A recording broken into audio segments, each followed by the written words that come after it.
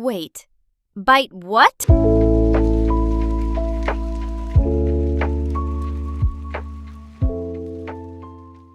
Bite the bullet.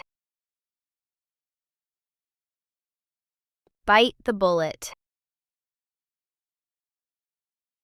Bite the bullet. This means to do something difficult or unpleasant because it must be done.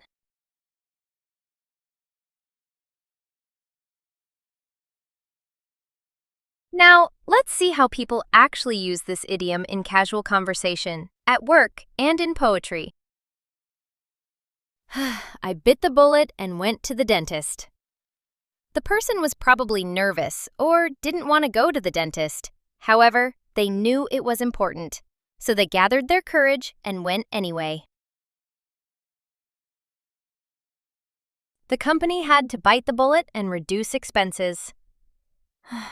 Reducing expenses is a difficult decision because it may mean cutting budgets, canceling projects, or even laying off employees. The company didn't want to do it, but it was necessary to keep the business healthy.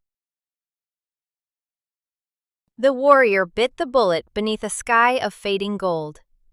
The warrior faced a painful or dangerous moment with courage instead of running away.